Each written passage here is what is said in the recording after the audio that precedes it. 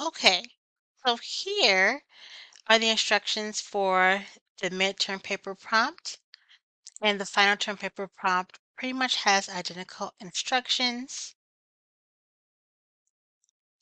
So you will write a 3 to 5 page double-spaced paper with at least 4 outside sources and pieces of research.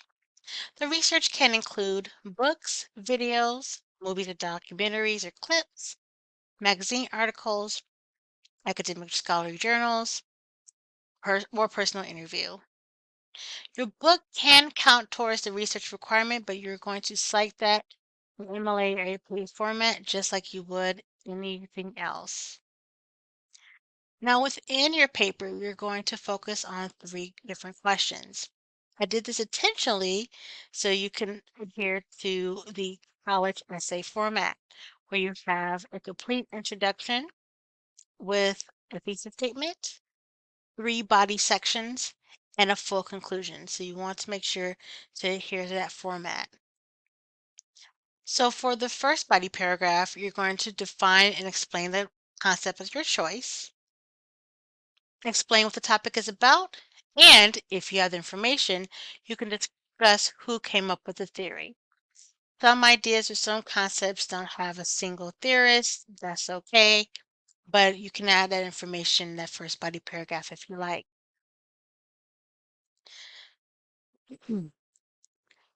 For your second paragraph, you're going to explain how can people apply this concept in their interpersonal relationships. Now, the purpose of this paper is for you to not only be able to know what a concept is, but how can we use the concept? This class is focused on our 3 most important relationships, relationships with our friends, families, and romantic partners. So in that case, hopefully what you learned from this class and what you learned from your paper, you can apply or tell people how to apply this to their communication strategies and patterns so they can become better communicators with their interpersonal networks. So the second paragraph will focus on how can people use this information. Now, the third and final body paragraph, you will talk about if you agree or disagree with some parts of the concept. Why or why not? Now, I was never asked this question until I entered graduate school. I always was told about theories. I memorized theories. I was able to apply theories to everyday life, but I never was asked until graduate school whether I agreed with the theory or not. So you don't have to wait to graduate school to be asked this question. I'll give you an example. Give me a second, I'm sorry. Mm. So I'll give you an example. So there's this concept, and I believe we are at this chapter where we talked about I language. I language is a really great way for us to take responsibility for our feelings by beginning the sentence with I instead of being judgmental and starting the sentence with you. So you'll say, I think, I believe, and you describe the behavior versus saying you are this or you are that. I think it's a really great theory. However, one of the things I disagree with is the fact that it's a little bit formulaic and many people don't naturally speak like that. So I agree with the method and the message. Just some of the execution can be a little bit awkward to do once you're in that situation where you have to practice using I language. That's one example where you can talk about concept or parts of a concept that you agree with or disagree with. So the third paragraph will you be evaluating and analyzing a certain concept.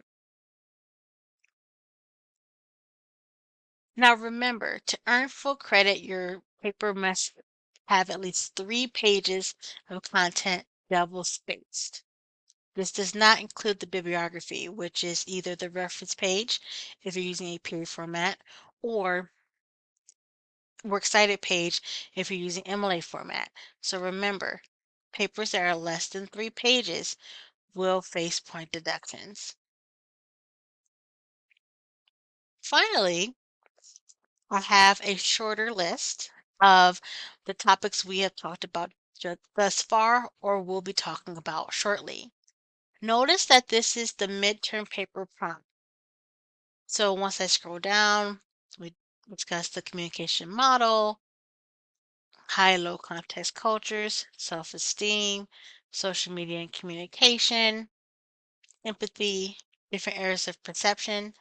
So for this particular one, for example, you can focus on one area of perception or several. Also note that I have a list of the things that we talked about, but you don't have to talk about everything in that list. You're going to pick one, maybe one or two concepts to focus on because the paper is too short to focus on everything in the chapter, and that's not my intention. So notice here we stop at chapter 7, and I'm going to show you the final term paper. This is where the new updated video will be embedded. And as I scroll down, we expand to the rest of the semester. So you have the option you have the option of picking two concepts that resonated with you throughout the semester, but it just can't be the same concept. So you have to focus on one for the midterm and another concept for the final term paper. You can pick any one.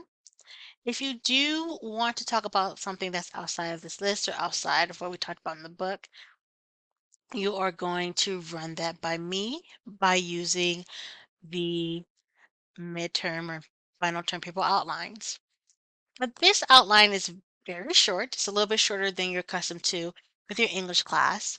But in essence, I just want to know a couple of things. What topic you're going to choose. This will allow me to say yay or nay if it's a topic outside the list. If it's a topic outside the list, then it should be okay. But of course, let me know if you have any questions. Then you'll have your thesis statement. This can be a draft thesis statement. So if you know what the main idea is going to be, but you're still working that out, it's fine. But I do want a main idea, and then you can make adjustments and make arrangements for the final draft. Then you have topic sentences 1 through 3. If you want to add another body paragraph, that's fine. But with the topic sentences or subtopics, you're just going to slightly expand on the ideas in a sentence or two with each space. But at least I get an idea of what you're thinking about for your papers, and it'll give you a head start as you complete your papers and incorporate research. So you'll have a mini outline for both your midterm paper and your final term paper. Once you're done with your papers, you're going to upload the paper just as you would anything else. However, just a reminder, it will be ran through Turnitin. That will help me indicate or help me know how much information is used from other sources and how much information or how much content you came up with yourself. Now make sure that you don't use AI or have excessive use of AI.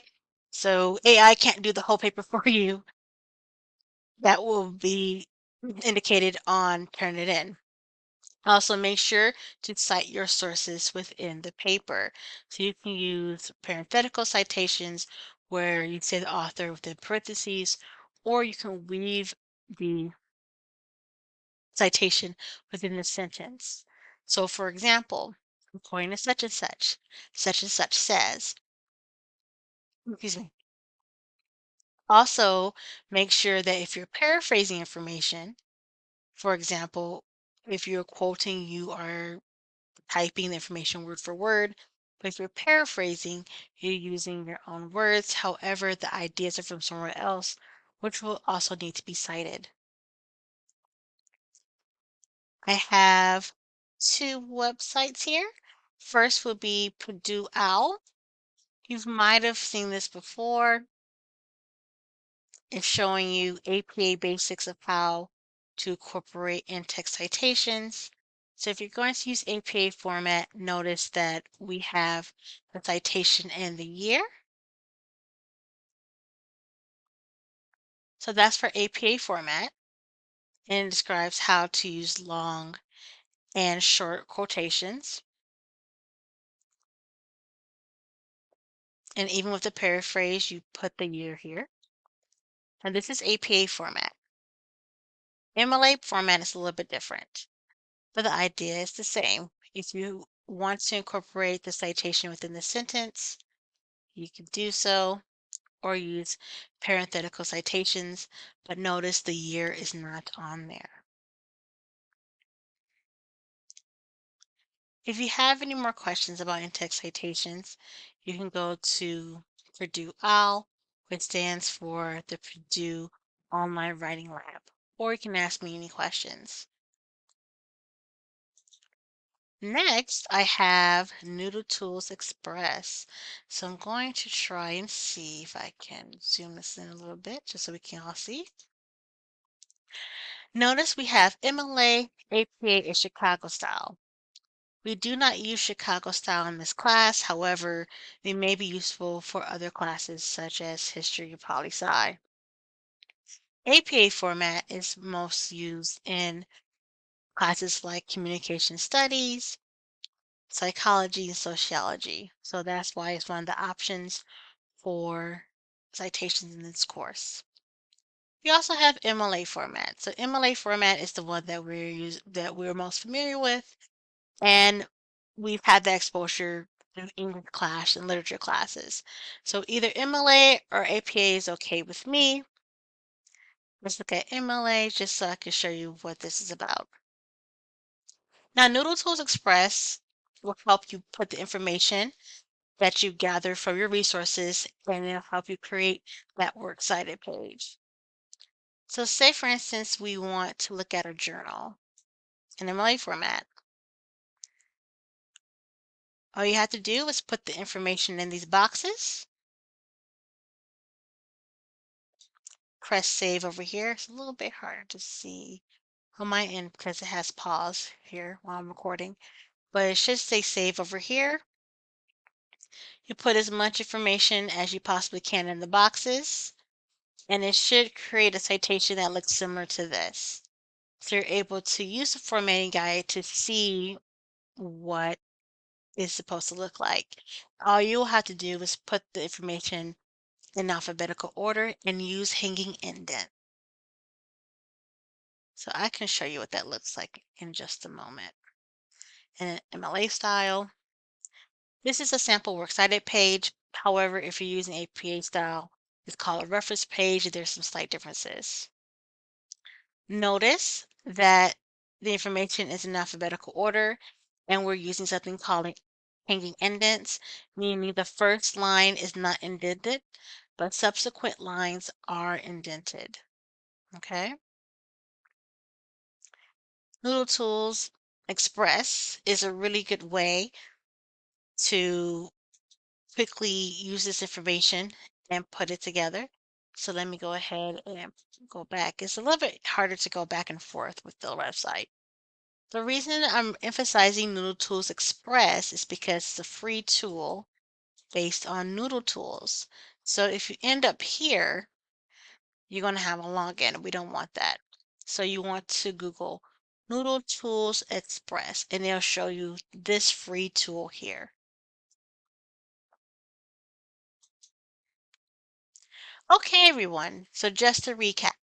So today I talked about the midterm and final papers, and this is where you get to choose a concept or an idea for what we talked about, or in a related topic that we talked about, and you get to do a research paper on it.